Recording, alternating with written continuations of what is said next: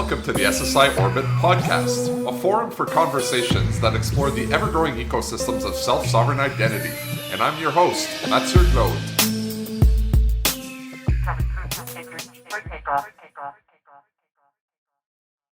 Okay, so earlier this year, I think it was earlier this year, I can't keep track of time anymore, but there were, at least over the past couple of years, there were manifestations against the vaccine passports. And there was this whole rhetoric that people were using, saying that the vaccine passports were a tool that government was putting in place to control and put surveillance over its citizens.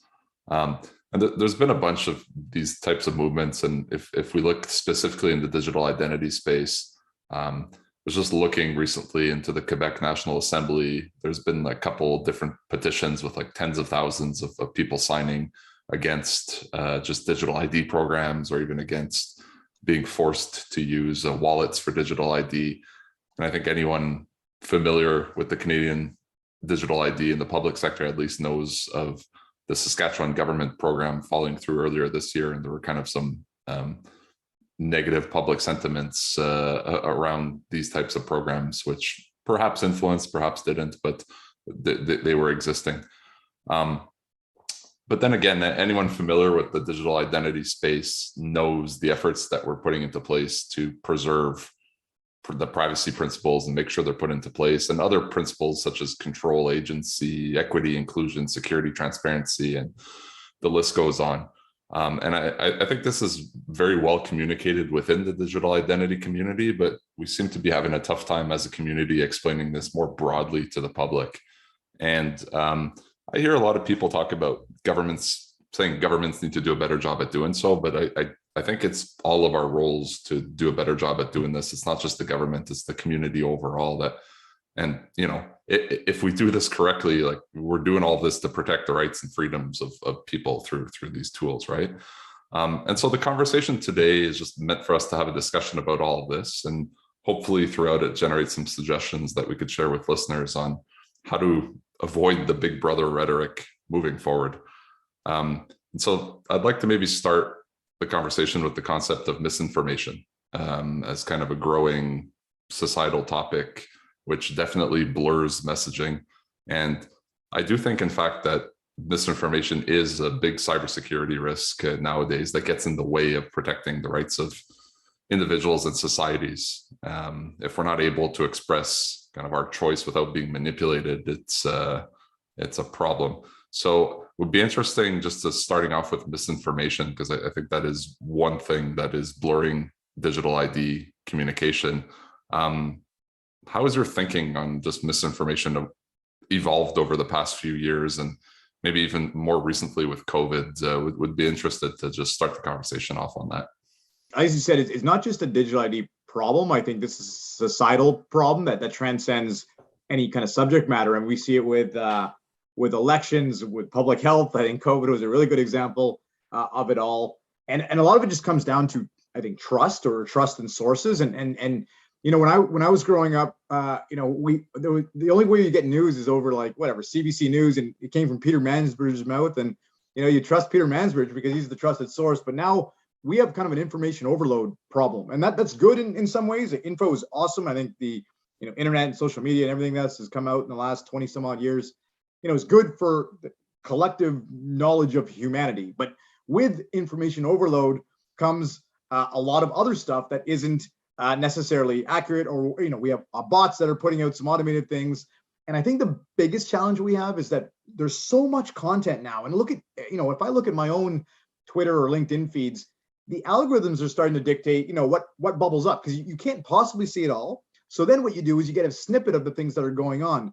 But guess what snippets you're getting? You're getting the ones that are getting the most reaction, or the most interaction, or the most either hate or love, or whatever the case may be. But the extreme reactions were the ones that'll bubble up. And I think we as humans, when I see misinformation on the internet, my first instinct is to want to correct it. I want to say, no, that's not true. This is what's true. But the way social media works, the sheer interaction with that misinformation is what allows it to bubble up to the top that others see. You know what I mean? And so it almost becomes a self-fulfilling prophecy of the stuff gets out there. We naturally want to correct it. it gives it more visibility. It bubbles up to the top of everyone's kind of feeds, and so on and so forth. So that's kind of my general, view of why it's out there.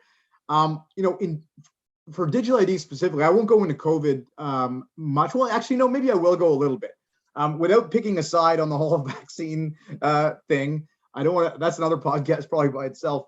I would say, the mRNA vaccine, just the principle of it all, is a really good example of something that has been like mRNA was not just invented, last year. This has been in the works for many years, and there's a science behind it, and so on and so forth.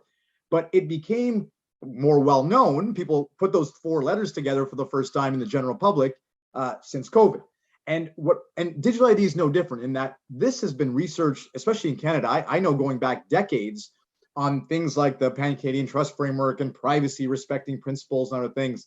But the general public, just like with a vaccine, doesn't know those little ins and outs and nuances and all the minutia that all of us have, probably belabored through analysis paralysis for years.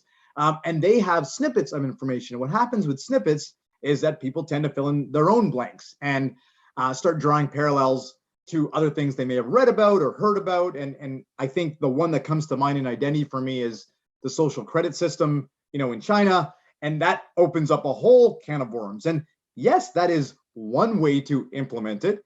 Is it the way, Canada's going to implement it? Absolutely not. In fact, that is why we spent 10, 15, whatever years, developing the principles to prevent that type of thing from happening. So just a long-winded way of saying, I think the rise of misinformation starts with the fact that we have so much of it, that some of the subject matter is so complex, and our attention spans are so short that everyone's going to be explained in 140 characters or 280 characters, or where the case is. And the topics alone need way more time than that. So I think it's like the perfect storm of a whole bunch of things that come together, to lead to this kind of current state that we're in. I think it's just simple for people. And I guess, like, based on what you're talking about the algorithms that push things either one way or another, but people, I think, more and more have found it easier to take sides of good or bad or black or white or whatever the comparison is, when in reality, no subject in the world is one thing or the other, right? And people have been taken away from actually having discussions about stuff. So just saying that the government is trying to control you with digital identity is it's such an easy thing to say. Like, it's an easy thing easy thing to get behind, right? Because it's just, if people have these existing thoughts about this, whether it's with COVID, or that they thought that this was the case, or whether it's with central bank digital currencies, or with whatever the subject is, right? The simple messaging, I think, just sticks a lot more and pushes people on one side or another. And you get like these conspiracy theories, like the one that I hear all the time too, that people just think that, it's easy to say the government wants to control you, and then it's easy to say like your telephone is listening to you and tracking data on you, where, like, I guess there's a misunderstanding of how the architecture of the internet works today, and what the economic incentives are for different people on there today as well, right? And so it's just like, it's easy to say this without understanding the structure of it underneath, but then the challenge is, how do you explain the structure underneath? Like, saying that your phone's spying on you, I have some arguments on why that's not true, but then maybe it gets too complicated for people. That's right. So I think that's the other challenge. We like easy to understand, humans, like easy to understand information. It's way easier to say your phone is spying on you than it is to explain why it's not. And so that first one is a lot easier to say and, intuitively maybe believe, because it's got a microphone, it's got video, and it's got GPS. Yeah, I could, intuitively see why that makes sense. But then when you apply the analytical side, the logic side, obviously there's a bit more that comes through it. And I think that's the other reason. There's 2 different main personality types, I think, in the world. And there's people that have intuitive reasoning and analytical type reasoning. And like me personally, and maybe it's because of the field I'm in cybersecurity, I just don't trust anything by default. So when I read something, I don't even feel comfortable retweeting it or liking or sharing it until I know it's legit. If I have any questions, I go and look for, myths to debunk or whatever. But that's just my personality type. There are others who will read and intuitively make some of these logical, or maybe not so logical, intuitive leaps, like, phone is spying on me. It got those things that we talked about. It kind of makes sense, and then take it from there. And I think that's the other thing. I think we we need to teach our society a bit more on the critical thinking side. I know it's something I try to, instill in my kid as well. If it looks funny or sounds funny, just, ask a question or double check or whatever. There's a lot of the beauty of the information overload I referenced earlier is that there's good information, bad, and you can go search it if you desire the truth. I think if you desire the quick snippet of my phone is spying on me, well, yeah, you could easily get that as well. So I think that's the bigger challenge we have, is just how we kind of like interpret information and whether we take enough time to kind of vet it, to our own satisfaction or not. Back to the digital ID topic, having spent enough time in public sector digital ID programs, like there's a massive movement to protect the privacy of their citizens, right? Massive. And the government's committed to creating digital ID as a public good to protect the democratic rights of citizens, right? Just like the government does stuff to protect its sovereignty, it's doing stuff to ensure that citizens have more sovereignty over their lives, whether it's just a day-to-day physical world or digital world. So it's and not frustrating, because it is what it is, and we know why these conversations are happening. But like, there are these massive movements that are happening throughout the world, basically, to protect privacy and the democratic rights of people. I guess it's just not. I don't know. The way it's communicated is just maybe not as efficient as it should be. Yeah, and I think I think openness and transparency is always the solution to anytime there's some sort of mistrust for whatever reason.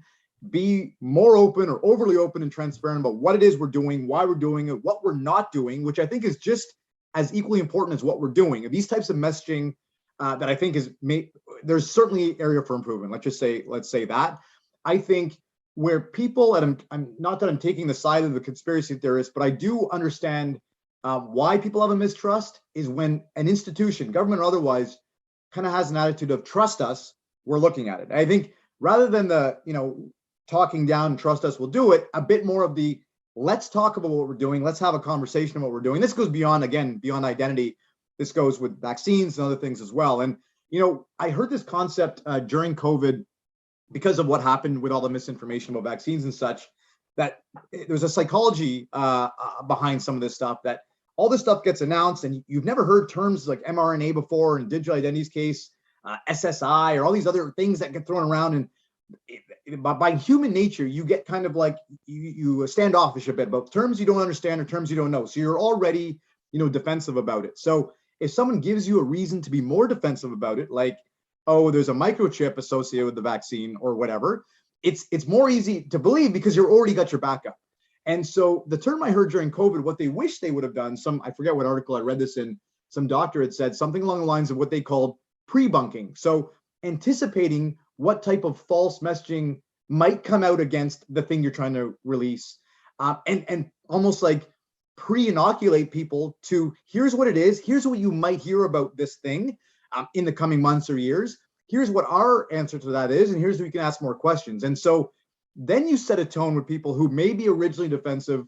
Okay, now I know what to look out for, and you've kind of give them little trigger warnings that may help. Now, I don't know if that would have worked with COVID. I'm sure there's still going to be a subset of the population that believes a certain thing, but I always enjoy the concept of proactive communication. So, bringing it back to identity now, in terms of what we all can do better there, or what government can do better, I think some of this pre-bunking of information of what it is the country is trying to do, what the country will not absolutely be doing because of ABC, being privacy and consent and all these other principles that we just discussed. So that to me, you're right. I think comms is a big part of it. The sooner the better, in my opinion, but I'm like that with all facets of life too. So more information, the better, and give people, a chance to understand it versus kind of throwing it or making it seem like it's forced upon them. And I feel sometimes coming from this space, like we're so caught up on the standards and the tech and just the lingo that we use in our day-to-day lives that mean absolutely nothing to regular people, and maybe focusing just on the end user experience that you're looking for perhaps is a better approach than talking about zero knowledge proof or concepts like that, right? Or even talking about what could go wrong in these programs is a good conversation to have, just to say this is what we think that could go wrong, and this is what we're doing to kind of combat that. And I like your idea there, the pre-bunking. It almost made me think of different open source software projects. They'll just do open calls to the dev communities every week, type of thing. Like that would be a nice thing to see with that approach of pre-bunking, rather than just talking about how to scan a QR code. That's right, because I think a lot of us in the field can already anticipate if the types of questions, the types of concerns that might arise. There's not rocket science, and we can see from implementations across the globe, there are some pros and cons to a lot of different countries' implementations, but we know this already. So what we should do is proactively go out there and talk to people about our beliefs in Canada, why it's different, there can be some similarities. There are going to be some differences, like the social credit thing is not happening in this country. But me to say that is one thing. For us to all prove it collectively and demonstrate openly why that won't be the thing is the other. And that's what I think we're lacking. I wonder if we could draw parallels to like the whole misinformation topic, and it's very difficult to establish what is more and more so what is a fact versus what is an opinion. And I think we've been, like, our news channels have been bombarded with just opinionated things rather than facts. Different tech companies have taken it upon them to kind of create I don't know, fact versus fiction thing. And you'll even see like they start putting messages on their tweets or on their podcasts, or just to say like, warning, go check this other source if you want information about something. Yeah. So it feels like, at least in like the information technology or the social media companies, there is perhaps lack of, I don't know if regulation is the right word, or an oversight committee, or there's a lack of governance, right? Where all of these siloed platforms are taking it upon themselves to say what's true, what's not true.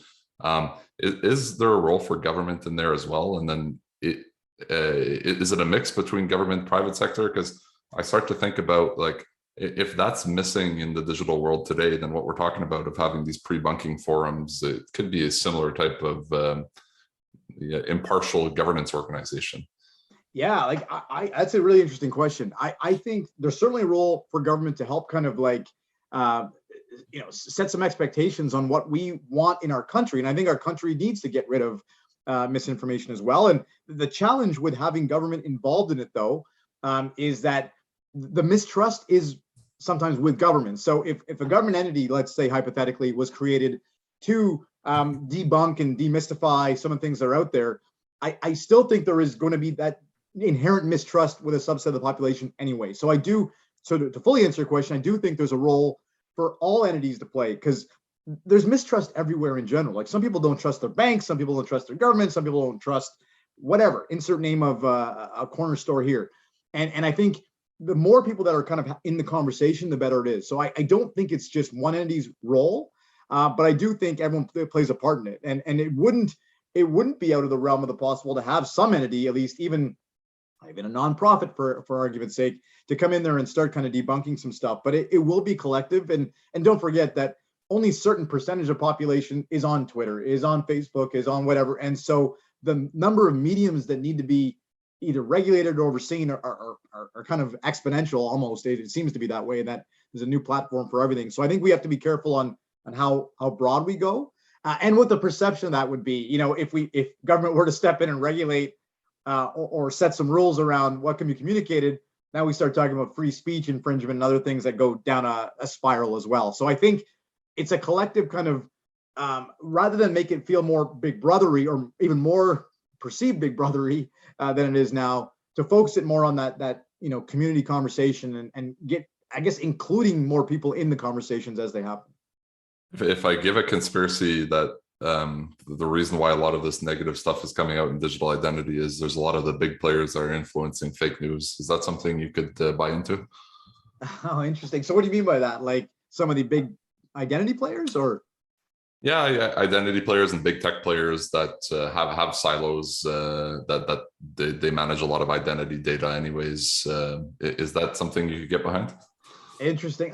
It's tough. See, I'm an optimist by nature, man. I think I would think everyone wants to do what's best for, there's a way for all these people who currently manage these systems to interoperate in a bigger ecosystem that will give them. And so from a capitalistic perspective, allow them to maintain whatever market share they have and now participate in something bigger. So I see more opportunity for them if there were to be an integrated ecosystem here versus the standalone business that they're in now. Like, if they were involved, I'd say that's pretty short-sighted because strategically, if I were running these businesses, you'd want a bigger piece of the pie, right? So I think, the more participatory it can be, the more inclusion there is from these people that are in the field, the better it is for them, the better it is for us as citizens, that we kind of have a bit more direct knowledge of and access to and consent to share of our own information.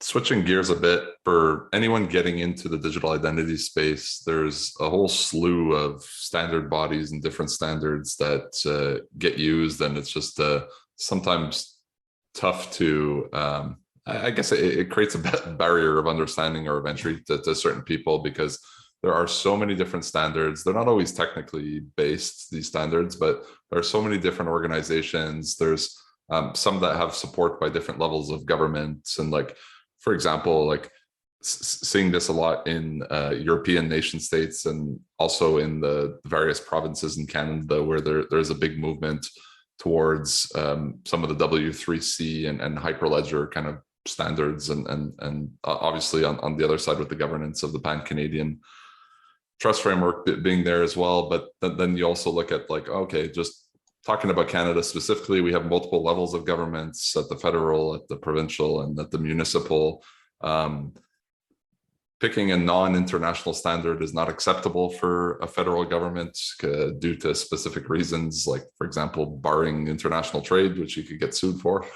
How do we make it easier for people to understand all of the different standards that are out there and why they're important? And maybe you could talk a bit about some of the leading ones, which you think are kind of mature enough and need to be better understood.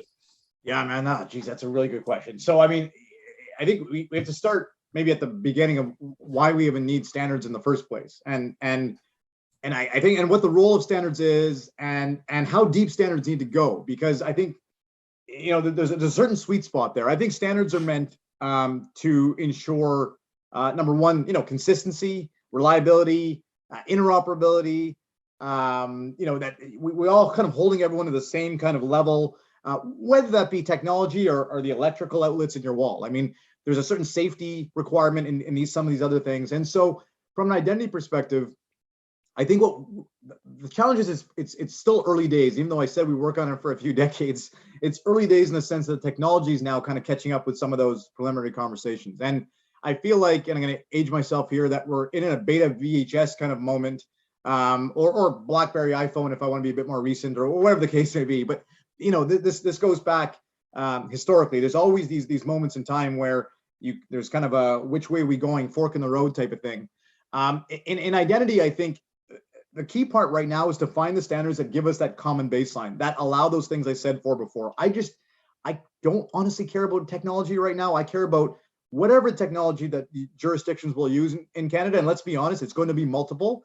Will they work well together? Number one, will they have the same level of security, reliability, and keep our information private, et cetera? So I think that's the key level we have to get to. In terms of, and I like analogies. My analogy would be like the payments industry, in that, like, I don't care if I have an Amex or a MasterCard or a Visa in my wallet. The things always work when I go to restaurants, unless they don't accept one of them. But you know what I mean? Like, the machines tend to accept all of them. I can tap a debit, I can tap a credit. As a user of it all, I don't need to understand the ecosystems, and I trust that there is a standard that they're all following that keeps my data and me protected in the same degree. And I think if we can draw from that analogy and identity, I think we need to be at the same kind of level there. And I think, the example I give is the PCTF, which the Pan-Canadian Trust Framework, sorry for the acronym, not on the standards front, but at least on the kind of framework and principles and things that matter in the ecosystem.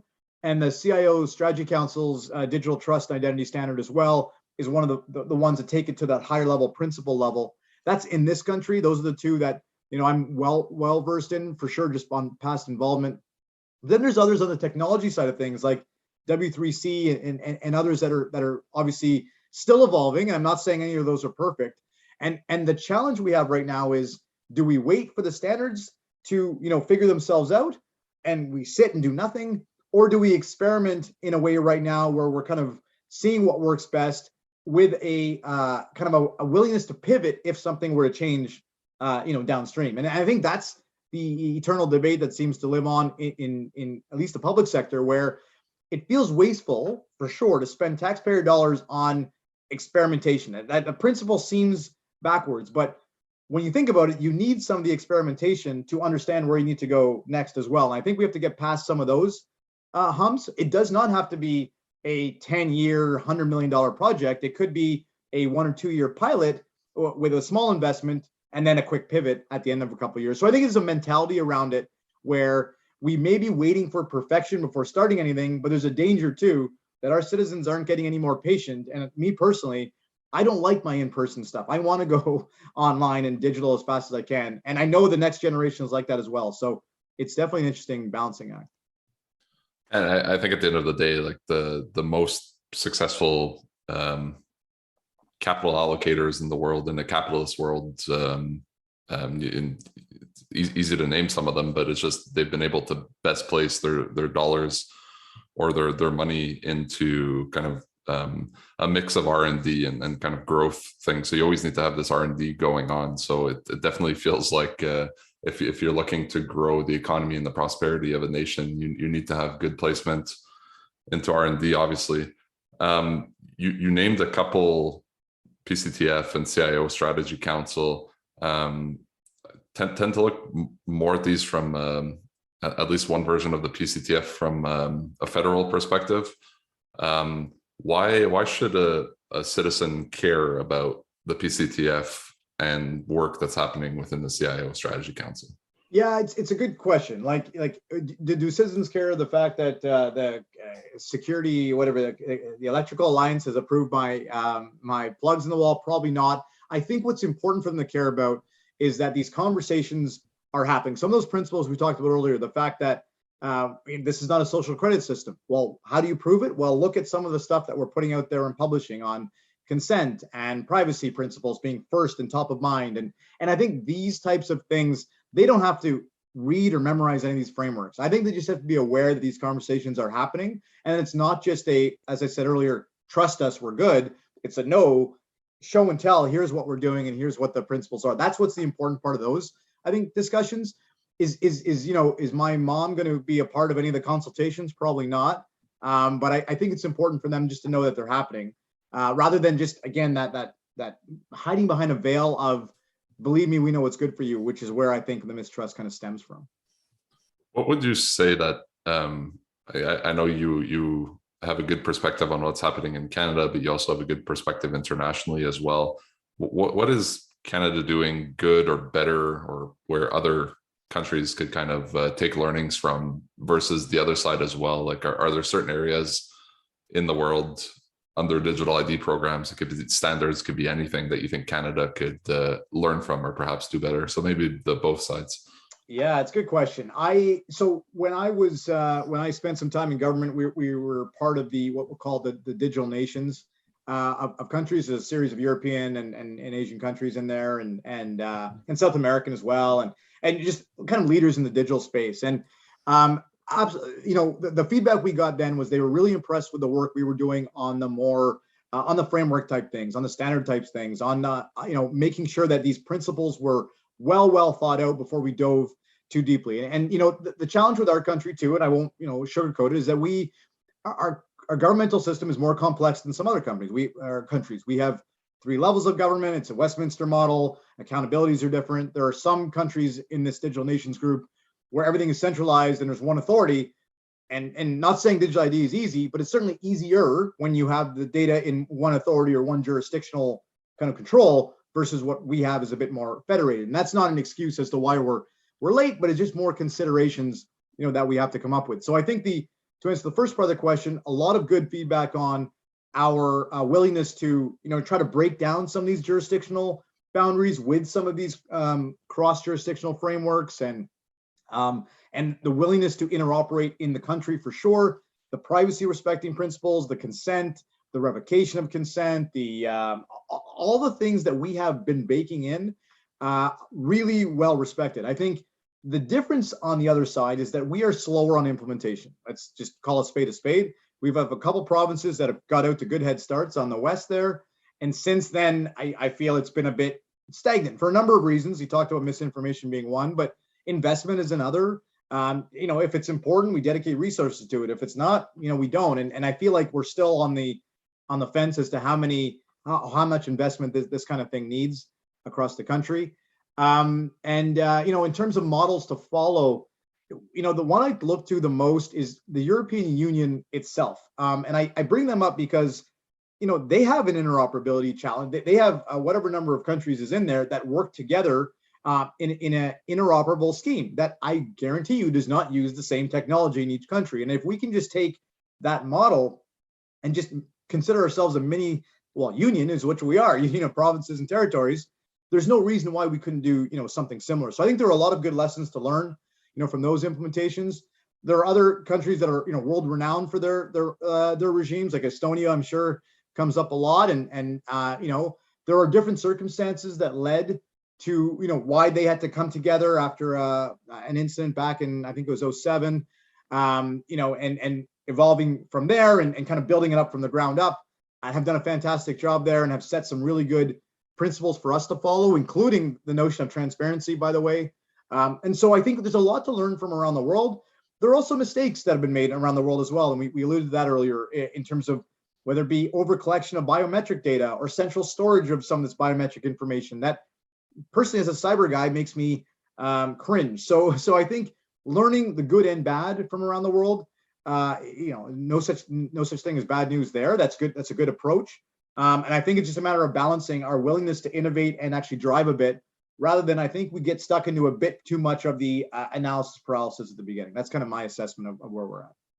Yeah, there's been some brutal stories about biometrics and facial recognition that continue to happen as well. And I think what's scary about that is it's one thing if like our passwords get breached, we could just change our passwords and hopefully we could recoup our assets. If our credit card number gets breached, there's you could cancel your card and there's liability protection there, but you can't change your biometric information like your facial characteristics. And I think that is just a very touchy subject. And what actually makes me uncomfortable is it's hard to avoid. And you go into certain places, maybe not in your day-to-day, but throughout life. Like the first time I was in an airport in the US and I was forced to do a facial scan and whatever, I felt a little uneasy about it. So I think this is one aspect that is used for authentication or security a lot of the times, but there are so many examples of frauds and data breaches and data being used wrong here that's a bit of a tough area.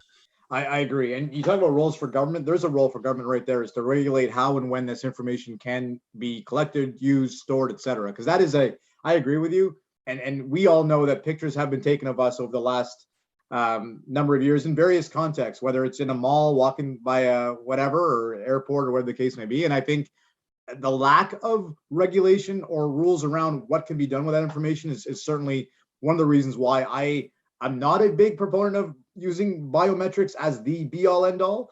I think maybe that's the issue, is that the role of biometrics maybe needs to be discussed a bit in what role it plays. Like to unlock your phone, for example, without storing the image as a one-time kind of transaction, that's one thing.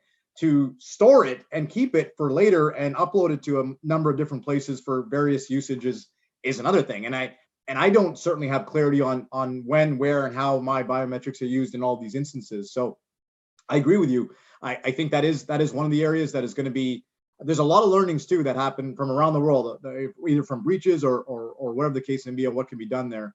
And that goes back to our other comment earlier about information and how we can proactively communicate. Like the word facial verification and the word facial recognition are two very different things. And I think, one-to-one or one-to-many are concepts that I don't think people openly talk about enough or fully understand, even in our own space, to be honest with you. So if we can't even get that done in our own space, how do we expect the average Canadian to understand that as well? So as part of what I'd said earlier about the pre-bunking, I feel like this is a really good topic to kind of dive in on and explain what it is, what it could be used for, what you have to watch out for, what can still be done by other players in the country, et cetera. It feels like one of those that just people get impacted by the most because it's so personal. Like it's not like using a fingerprint to get onto my phone. It's really like my picture is being taken. I have no clue what's happening to it. A few years ago, we were working with a customer that was building a product aimed at folks in the firearms industry in the US, and you could imagine the type, not all, but there's a big movement there of just privacy, right? And like these types of people, whether they're hunters or gun collectors and stuff like that. It was incredible to see the second that we did some user testing with facial verification software, just the backlash that came from that.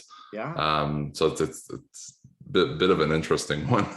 And like I think like there's been a lot of backlash, even in, like you said, there's been a lack of capital perhaps invested in some of the ID programs in Canada, but there's other areas in the world, like, you know, the ID.me project in the US. There's so much money that was thrown in there, but then there was an incredible amount of backlash over their facial recognition technology. Absolutely.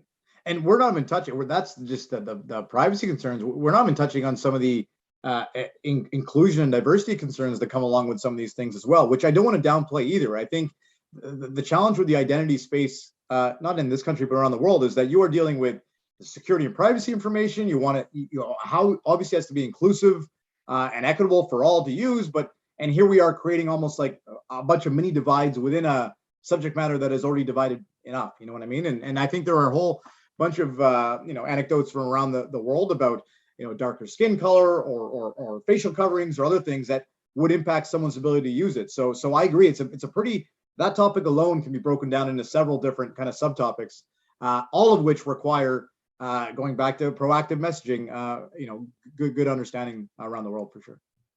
Yeah, I think facial recognition technology has proven to have a lot of biases, and therefore it's often wrong, and it takes away from kind of equal opportunities for people in here. That's right. And again, going back to that word trust, all things that undermine trust and confidence in a system. And that's what ultimately comes down to is if trust is undermined, whether it be from information or lack thereof, or whatever the case, or bias, or whatever is the reason for it, you don't get adoption. If you don't get adoption, then what is this all for, right? So we don't just do this for the sake of doing this.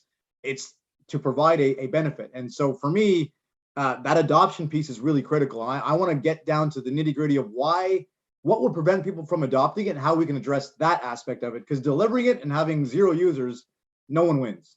I do think, though, at the same time, the word trust is overused by especially a lot of technology solution providers. The trusted platform for this, the trust, and I feel like the concept of what trust is maybe misunderstood as well, and self-claims about being trusted about something is maybe not going to help create trust.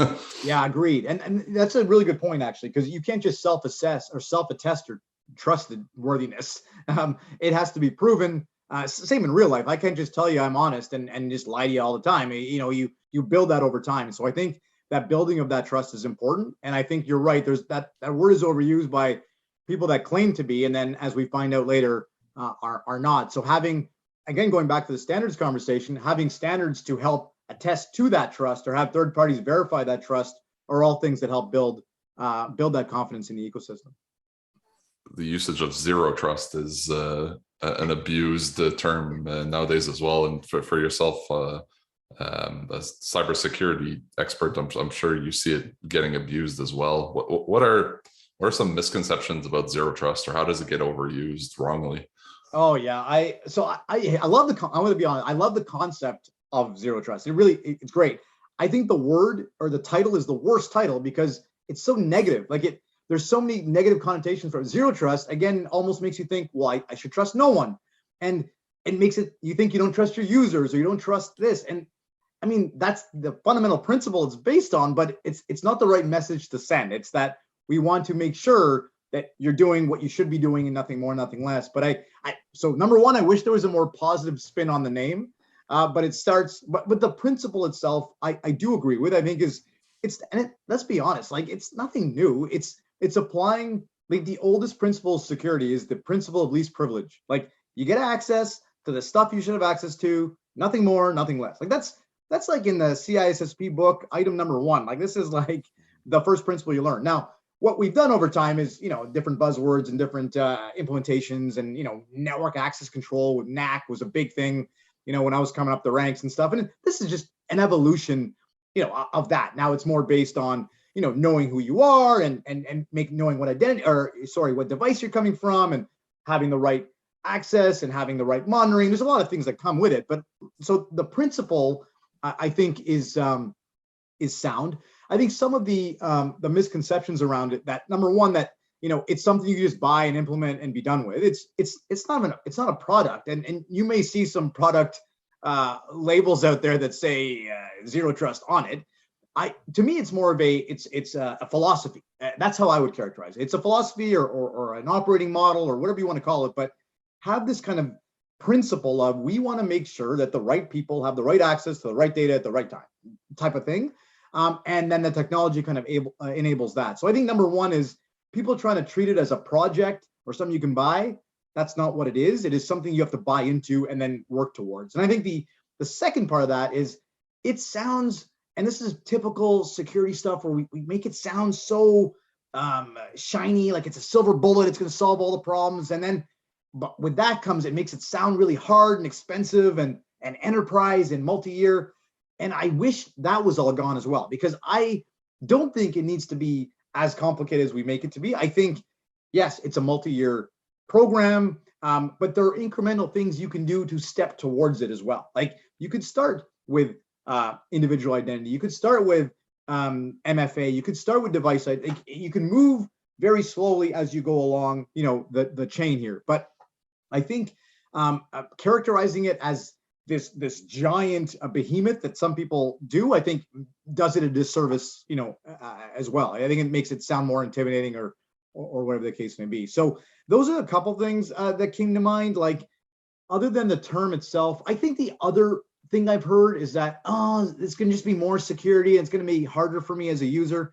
Like, personally, I actually think it's going to be easier as a user to know that I am going to be bothered. I use air quotes here. Sorry for those who can't see. I'm going to be bothered by additional authentication prompts all the time. The truth is, you'll be bothered when you need to be, like when the risk level is at a certain point. Yes, you'll be prompted. The converse to that is, when the risk level is nil, you won't be bothered by all the stuff you're bothered with right now. And I think our problem with security right now is we have this very one-size-fits-all approach to identity. This is your thing, and if you're enabling MFA, it's for all. If you're enabling something, it's for everything, is for all things all the time. And data doesn't work that way. So data works in a way that some stuff is open, some stuff is not, some stuff is classified. And I think identity rules need to be commensurate with the type of data you're accessing. And I think now that the data resides in multiple locations, cloud, on-prem, otherwise, a data-centric approach to accessing the data is much more productive than a network-centric approach to it. So I think it's more, again, the way you look at the field versus what I think gets sold sometimes. It's the word now becomes overused, and this is typical industry behavior, to be honest. I was at a large cybersecurity conference in France a few weeks ago, and it's just incredible the amount of companies that are providing zero trust or cybersecurity solutions. The industry is growing like crazy. There's a lot of money to be made in cybersecurity, and with these technology solution providers. But I wonder at a certain point if it's just like, without fundamentally changing the architecture, and you alluded to data-driven rather than network-driven, but if you're just trying to add more and more solutions on top of a bad architecture, how much better is it actually going to get? And so when we talk about self-sovereign, we talk about it from more of a data-driven approach. For me, the fact that your data resides with you is zero trust, really. There's no, like, I have control over what I'm doing with it. There's nothing without my knowledge that is happening with it. Do you think categorizing the self-sovereign architecture as zero trust is the right categorization? Interesting. I never thought of it that way. I would I don't like characterizing anything as zero trust, to be honest with you, but I do like zero trust enabled or enabling a zero trust experience or something along those lines where it is a part of a bigger series of components that lead to that zero trust ecosystem. So if I think if we all did a better job of saying what our role is in the zero trust kind of paradigm, that might make it resonate a bit better. I think the more we go on the lens of this thing is the zero trust part, the more we drive that problem of over kind of extending the word to what it is, rather than that philosophical view that I mentioned earlier. You also mentioned kind of they are often big implementations, but you could have logical kind of steps or milestones that you're hitting throughout this process. I definitely, we could be talking about public or private sector here, but in any digital ID conversation, seems like there's way too much conversation around the technical track. Yeah. And it differs, I guess, for public and private sector, how you would go about it. And maybe you could discuss that a little bit, but what are some of the different tracks that you need to get in place to ensure that all of these principles that we're talking about and ensuring that we're doing this the right way to not impact privacy and these other principles is being done correctly? What are some of these different tracks beyond the technical track that need to simultaneously run in either public or private or both? Yeah, I oversimplify things, so I would oversimplify my answer here to people, process, and technology, and I think all three are equally important in the thing. But you're right that you can have the best tech in the world, but if your process, like your entry-exit process in your organization, is garbage, and your identities stay enabled for 3 years after someone leaves, or arguably, or whatever the number may be, then your technology is useless because the process is the weakest link in that chain. And similarly, if your people aren't trained properly on how to conduct or implement some of the processes that I just mentioned, you're in the same boat as well. So I always look at these things as a triangle of all three need to work together for any technology implementation to work properly. And so to me, that is the bigger risk. Like the technology pieces, and the vendors will tell you, there's a lot of people that'll sell you something tomorrow that'll enable zero trust, but all of it is useless unless those other two legs of the stool, so to speak, are adequately addressed as well. And that's to me my bigger concern. When I say start incrementally, my start incrementally has nothing to do with technology, to be honest with you. It's more about, let's figure out just what is your current lay of the land. Like, even if you had the best tech in the world, would it do what you want? Like, are you making sure that people have the right, how do you assign access today? How do you track what people are when people are leaving or arriving or changing groups? And you know how it works in an organization. The longer you stay in an organization, the more rights you accumulate. That's just the nature of the beast. And how are you making sure that doesn't happen before you start diving into some of the technological concerns? My worst, and I'm a technology guy, what I hate about technology the most is that it's always sold as the thing that solves all the problems, when really it's general. And I'm going to generalize here, and I hate generalizing, but it's almost the easiest part all the time, because you can buy the thing and implement the thing. The other things, the people, the change management, the procedural updating, the business process transformation stuff, that's the sticky stuff that usually creates havoc in the technology implementation. So I guess going into a government and trying to build a digital identity strategy, you're looking at a legislation track, you're looking at a regulatory track.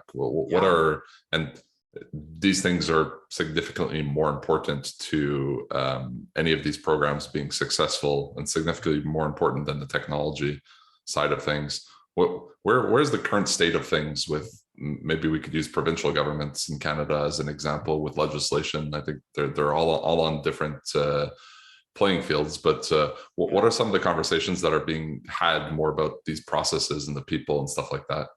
Yeah, I think, there's a few, you're right, provincial ones. And again, going back to our Westminster model of government, we have some federal ones. In fact, I think it was just last week, if I'm not mistaken, some announcements around Bill C-27 that includes some more privacy implications in there as well. I don't want to profess to be an expert at it. I just saw the news release. But I know that the feds are working on things that will enhance at least some of our outdated national legislation that hasn't been touched in several years. And I know some of the provinces have done some work, with Quebec being the most recent with, Bill 64, I believe, that is more in line with, I think, what we're seeing with, let's call it the godfather of legislation and privacy, GDPR in Europe. But the challenge I think we'll see in our country is that we have provinces and federal governments on different timelines, on different maybe levels of ambition, maybe on some of these bills. So we may inherently be creating some disparity amongst, and it's kind of sucks on the vendor side of things, where you now have 4, 5, 6 different pieces with different requirements that you have to kind of align to. And what ends up happening here, if we're being honest, is we just kind of align to the highest watermark, because we know if it hits the high watermark, it's good enough for everyone else. So I think the landscape right now is just that, is finding out what the ambition is from each of these different jurisdictions. And if arguably, I'm going to make this up here, but if Bill 664 to Quebec is the high watermark, we work toward that watermark and know that we're going to be good for the rest of the country as well. And on the federal side, we do have to respect the jurisdictional boundaries and what the mandates of the federal government is, and provincial and such. But I do think what the federal legislation can do is set at least a low, not a low bar, but a baseline is a better way to say it, a baseline kind of level for what we need to expect from all implementations from a privacy, security. And I think C27 also includes algorithmic bias, if I'm not mistaken, as well. But these very important things that need to be addressed just to keep those conversations kind of going. I think the other thing historically is legislation is not, it's not easy. You don't just change that overnight. Like, this stuff takes time as well. And it's really important that we, and this is easier said than done, I will say, that it's future-proof, that it's not as prescriptive, that locks us into something that doesn't work in 5 years' time. It needs to be more principle-based and future-proof, so that as technology evolves rapidly, we're not shooting ourselves in the foot, preventing something else from happening. So that's the challenge in being a regulator, legislator, and they know it full well. But I think the right minds are thinking about it, certainly, and we just got to make sure that we drive up the collective consistency across the country. Yeah, to comment about shooting yourself in the foot, I feel like often there's a trend where it's easier to pass regulations than to remove regulations. And so you pass regulations, and at a certain point, you're starting to create so much red tape all over the place, because it's tough to navigate and actually innovate and create value, because there's so much in there. So it's a tricky balancing act, for sure. Yeah, there was a funny anecdote when I was in the government, and I'm going to misquote it, so don't take this exactly, but it was something along the lines of the number of times the word fax is mentioned in legislation. And so when the thing was written, sure, it made sense to fax things, but in 2022, I don't know when the last time I saw a fax machine was, or if the people that are younger than me will ever know what a fax machine is. And I, that type of codification is what you have to avoid, because it then limits you, down the road. And I think finding out the right principles you want to follow, the outcomes you want to generate, and the behaviors you want to influence or encourage is what the legislation needs to set out, and nothing more, to allow kind of the innovation to happen within those guardrails.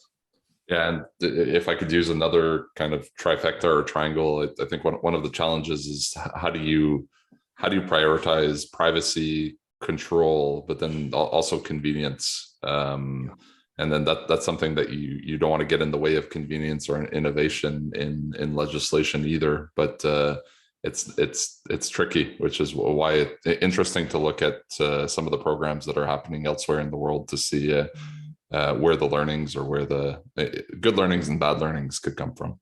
Yeah, and with any legislation comes, and with any, honestly, statement comes unintended consequences as well. And it's that reaction you mentioned earlier, that we do have to become, and I hate this word, but more agile when it comes to legislative reform as well, and that we cannot wait 20 years if we see something that's going south. That there is an opportunity to nip these things in the bud sooner than later. And I think that needs to be a stance our regulators take as well, and that being willing to pivot when the pivot happens, because as technology moves way too quickly for us to modernize these things, as regulators we want to. So just leaving that room to pivot, I think, is equally important. And one of my, as I was preparing for this, one of the things I felt like we could probably do better as a community is lower the use of buzzwords and agile and zero trust and all these things that just make me laugh. That's true. That's why I prefaced it with, I hate this word, but yeah, I get you. So when we talk about we're spending a lot of time designing these programs and making sure that it's not impacting the freedoms and of citizens. What are some things that we're ensuring that we're doing, or we're not putting into place, that citizens perhaps should know, so that they don't feel like they're getting pushed into something that they necessarily don't want to do? Yeah, no, for sure. I think the word mandatory comes up a lot, and we heard it with vaccines. When things get mandatory, people get a little antsy about it. And the one thing I can say with 100% certainty in Canada and digital identity is digital identity will not be mandatory. And like, you will have options. Like, we are not in a position where we're trying, and again, to debunk some of the myths around tracking or whatever. This is about empowering citizens. So if you want to use it, if you want better, faster, more secure, easier, more efficient access to services, you are welcome to use it. If you wish to go wait in line for an hour at Service Canada or whatever the case may be, fill your boots. Like, it's the same as the banking industry. I think my parents still do telephone banking. All the power to them. Me personally, I do not want to do telephone banking. I'm more than happy to do it from the comfort of my desktop or phone, but I appreciate the optionality. And that, I think, is a really good principle in all walks of life, to be honest with you, but specifically in digital identity. This is for options, and this is to empower you. And if you don't feel empowered by it, don't use it. Like, to me, what I think will eventually happen, just my own opinion, is that it will be eventually framed in a way, just as credit cards were, just as other things that have evolved from paper to plastic to online have been, in that when your life becomes easier, when you feel more in control, when you feel you have the transparency you need to trust it, you will use it. Like, that's human behavior, is to circumvent inefficiency. Right now, a lot of our inefficiency is based on us waiting in line in things. And COVID has certainly spoiled me. Like, I try to avoid human contact. It sounds really bad. Human contact, waiting in lines. I want things delivered to me. The rest of my life is delivered to me when I want it. I get a movie when I want it. I get my food when I want it. I get my Uber when I want it, or whatever the case may be. And I do think services will go that route, but in the way that people want to be delivered. And I think that freedom is really important to maintain, so that people have the peace of mind and they can go at their own pace. And when people go at their own pace, I just find there's a lot more comfort and acceptance and willingness to want to adopt. And the other thing that I want to add as well, and this goes back to the principle of inclusion, is that whatever is built or will be built in this country has to be inclusive. And I mean inclusive, not just gender or race or anything else, but I mean inclusive in general. We have a digital divide in the country, like, as it is. We take internet access for granted, and we still don't have, we don't have drinking water for our entire country, much less internet access. So I think we have some foundational infrastructure type things we need to address as a nation as well, to make sure that everyone feels included. The last thing I want is for the haves to have digital identity, for example, the have-nots to feel more like have-nots, and then creating an even bigger divide. Like, for me, a successful digital identity implementation allows some of the more underprivileged groups or underrepresented groups to get better, faster, more efficient access to things they may not have had before. Maybe they can apply for a job faster. Maybe they can get a loan faster. Maybe they can get a rental property faster, better, and without maybe being subject to as much discrimination or whatever the case may be right now. So I think those principles of optionality and inclusion are non-negotiable in any sort of implementation in this country. That's a tremendous point. And even just yesterday, I saw, and we're recording this on June 30th, 2022. So just yesterday on the 29th, I saw an article come out on CBC Saskatchewan, basically, where the Saskatchewan Privacy Commissioner calling out for development of an optional digital ID. So I think that that word option and optionality has now been inserted into the conversation. And I think that is something that needs to be in there, because it is not being pushed on people. It's being put into place to make people's lives better with all of these privacy preserving principles that we've been talking about. But if you don't want to use it, then don't use it. Just like if I want to keep receiving my statements in the mail for my credit card, I could still do it. You bet. And I think that is But that's a very Canadian principle as well, and that's one where I think, going back to the other question about what other countries, respect where we're going, I think that's a big one as well. And I think we do that part right. And this is and it will be one of those things that gather like a snowball. It will gather momentum over time, and that's okay. None of this stuff happens overnight. I have no problem if we start off with hypothetically age verification and nothing more. That'd be great. And then, for those of us who are still fortunate to get carded at the liquor store, you go and you do your age verification, and you don't have to show your piece of plastic that has your name and your address and your height and your weight and whether you wear glasses and all these other attributes that drive me nuts that we share so freely right now, because that is the way our ecosystem is built. And so starting off with something small or a small win and just getting a little bit of adoption, I think is the right way to go. And again, keeping that principle of optionality so you can come on board when you'd like to, But I also think just focusing on those interactions, like you've described, like if you're purchasing alcohol at a liquor store, like just talking about that interaction rather than talking about credentials and security, and like it's an easier place to start, where like the value for people is when they need to prove something about themselves, that kind of that end point, right, where there's someone that needs to verify or there's a relying party.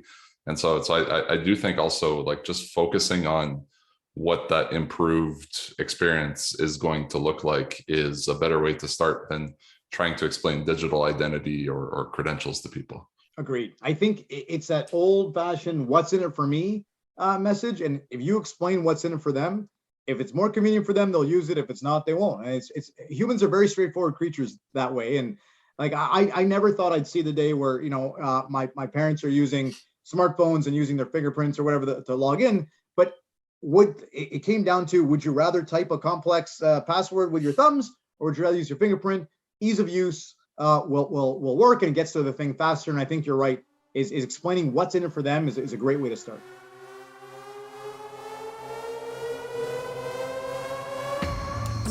Thanks for tuning in today. Hope you enjoyed the conversation as much as I did. To stay up to speed with future episodes, or to catch up on ones you may have missed, make sure to check out the SSI Orbit podcast on your favorite podcast platform, and make sure you subscribe. If you have any questions, comments, or wish to see someone in particular on a future episode, you can find me by searching Mathieu Glaude on LinkedIn or Twitter. Feel free to reach out to me directly and I'll get back to you. See you all next time.